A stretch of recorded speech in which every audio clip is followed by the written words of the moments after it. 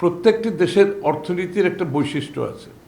আপনি American date GDP আর বাংলাদেশের date GDP এক হবে না। তাদের ইকোনমির স্ট্রেংথ থাকতে হবে, আপনি ইকোনমি সাপোর্ট করতে পারবে কিনা এটাকে। তো বাংলাদেশের এই অর্থনীতি যে জায়গায় এসে দাঁড়িয়েছে, আমাদের ডেট জিডিপিটা একটা খারাপ অবস্থায় আছে। আপনি এটার রিপেমেন্ট যখন শুরু হচ্ছে এবং শুরু হয়েছে, এটা ক্রমান্বয়ে আনলেস আরও খারাপের দিকে যাবে। আনলেস পরবর্তী নির্বাচিত সরকার অর্থনীতিকে একটা নতুনভাবে ঢেলে সাজাতে হবে এটাকে বর্তমান প্রেক্ষাপট থেকে বের হওয়ার জন্য। তো সেই জায়গাটায় আমাদেরকে আসতে হবে। তবে ইন্টেরিয়াম সরকারের পক্ষে আমি মনে করি তারা ইন্টেরিয়াম সরকার হিসেবে এটা অ্যাড্রেস করতে হলে তারা একটা রেগুলার বিজনেস অ্যাজ ইউজুয়াল বাজেটকে নিয়ে সেটা তারা করতে পারবে না, তাদেরকে নতুনভাবে অ্যাড্রেস করা দরকার। সাবসিডি তো দিতে গেলে তো আপনাকে আরও রেভিনিউ আর্ন করতে হবে।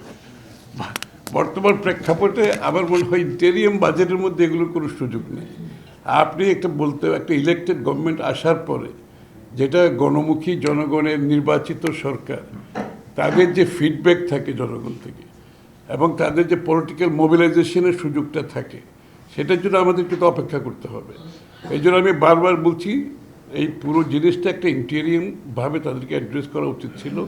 ওই বিজনেস অ্যাজ ইউজুয়াল আওয়ামী লীগের বাজেটকে তারা কন্টিনিউ করতে গিয়ে এই বিপদে পড়ছে এবং সেটার জন্য যে বর্তমান প্রেক্ষাপটে বাংলাদেশের এই যে আপনাদের এই শেখ হাসিনার সময় যে বড় বড় প্রজেক্টগুলো যেগুলো return on investment is low, তারা যে লুটপাটের বাজেট করেছে, আপনার কিন্তু ওইটা বাস্তবায়ন এই মুহূর্তে করার প্রয়োজন নাই।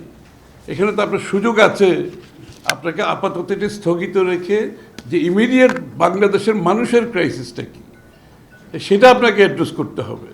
আপনি যদি এখন ওই বাজেট বাস্তবায়ন করতে গিয়ে বাংলাদেশের মানুষের উপর করের চাপ দেন, ভিআইটির চাপ দেন, সেটা তো কোনো গভর্নমেন্টের ইকোনমিক ম্যানেজমেন্টের মধ্যে পড়ে বলে আমি মনে করি না অন্তত।